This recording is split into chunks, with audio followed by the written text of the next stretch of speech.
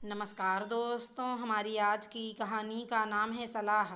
आप लोगों को एक सुझाव देना चाहती हूँ। पता है आजकल शादी का लहंगा किराए पर मिल जाता है, जिससे हज़ारों रुपए की बचत हो जाती है और उसे हम शादी के अलग कामों में खर्च कर सकते हैं। वैसे भी शादी तो होनी अलग साड़ी में ही है, लहंगा तो बस कुछ देर के लिए पहनना है, तो फिर इतना भारी लहंगा लेने की क्या ज़रूरत, योगिता ने कहा। वहाँ उसका पति शिवम, सास गायत्री जी, ससुर रमेश जी, देवर अनुज और ननद प्रतिमा भी बैठे हुए थे। प्रतिमा की शादी में होने वाले खर्चों के बारे में ही बात चल रही थी और प्रतिमा का लहंगा काफ़ी महंगा आ रहा था। इसी बात पर योगिता अपने विचार देती है। योगिता के इस विचार को सुनते ही सबसे पहले तो सब हंसे और फिर प्रतिमा ने कहा, भाभी आपको यहाँ किसने बुलाया? जाइए किचन में, अपना काम संभालिए। खुद तो एक हल्की सी साड़ी पहनकर आ गई इस घर में, अब क्या चाहती हैं मैं भी उसी फटे हालत में अपने ससुराल जाऊं? आपकी हैसियत और हमारी हैसियत का कोई मेल है क्या? शिवम: हाँ योगिता, मेरी इकलौती बहन की शादी है तो हर एक चीज़ उसकी पसंद की होगी। ये हमारे ऊपर बोझ नहीं है जो कुछ भी देकर भेज दिया जाए। ऊपर से हमारे खानदान की इज्जत का भी सवाल है। तुम्हें इन सब मामलों में दखल देने के लिए किसने कहा?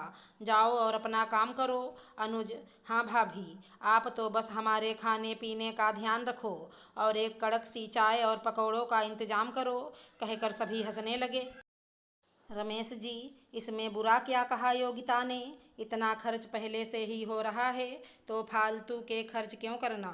और जिस लहंगे को लेकर प्रतिमा इतनी जिद कर रही है, शादी में पहनकर अलमारी में ही तो रखना है।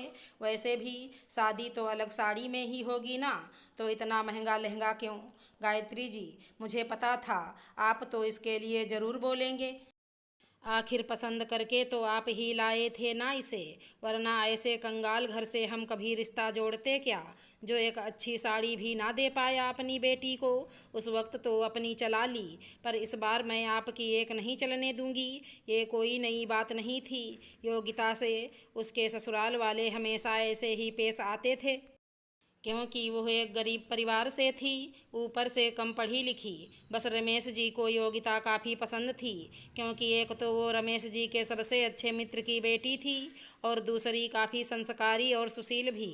शादी के बाद से ही योगिता को उसे घर में अपनापन नहीं मिला।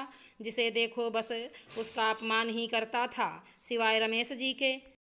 यहाँ तक शिवम भी उसे अपने साथ कहीं नहीं ले जाता था, उसे वो अपने काबिल ही नहीं समझता था। और योगिता ने भी इन सब हालातों से समझौता कर लिया था। एक बार उसने शिवम से कहा, सुनिए जी, यहाँ सिटी हॉल में खाना बनाने की प्रतियोगिता होने वाली है, सोच रही हूँ उसमें हिस्सा लूँ। चारू कह रही थी, बस 100 रुपये का फार्म है। योगिता के इस बात पर शिवम जोर से हंसते हुए कहता है, घर का खाना बनाते बनाते तुम खुद को मास्टर शेफ समझने लग गई क्या? तुम्हें पता भी है कितने टैलेंटेड कुक आएंगे वहाँ? उनके सामने तुम एक पल भी टिक पाओगी? अपना तो मजाक बनवाओगी ही, साथ में हमारा भी।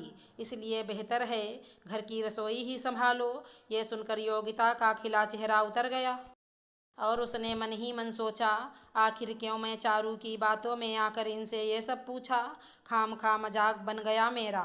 सच ही तो कह रहे हैं ये, उन धुरंधरों के आगे मेरा क्या ही मुकाबला। ये कहकर वो अपने कामों में लग गई। तभी उसकी बहन चारू का फिर से फ़ोन आया।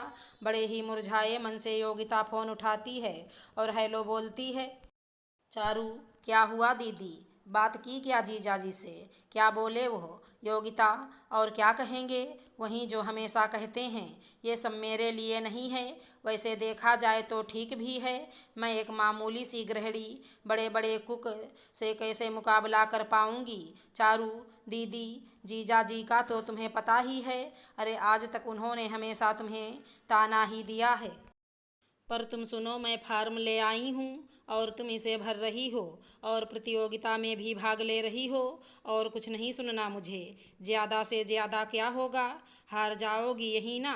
वैसे भी दीदी, तुम्हारी तरक्की या हार जाने से उस घर में किसी को कोई फ़र्क नहीं पड़ेगा दीदी। पर सोचो, अगर तुम इस रास्ते अपनी एक पहचान बना सकती हो।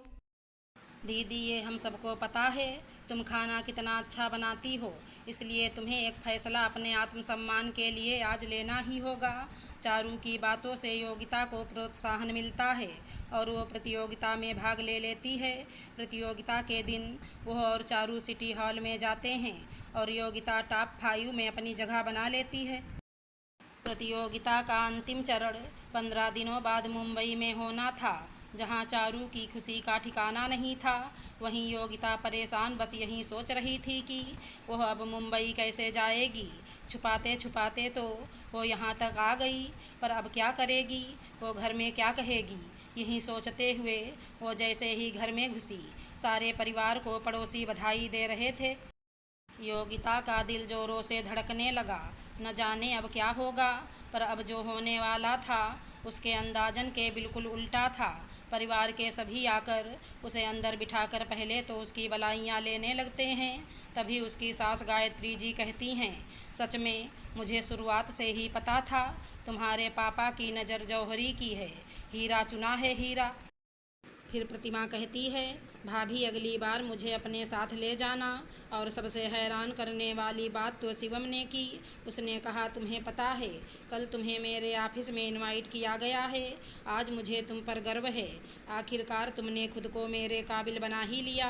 ये सब कुछ सुनकर योगिता थोड़ी देर तो खामोश रही, फिर एकदम से हंसने लगी और रमेश जी के पैर छूकर कहती है, पापा जी देखा आपने इन लोगों के व्यवहार को।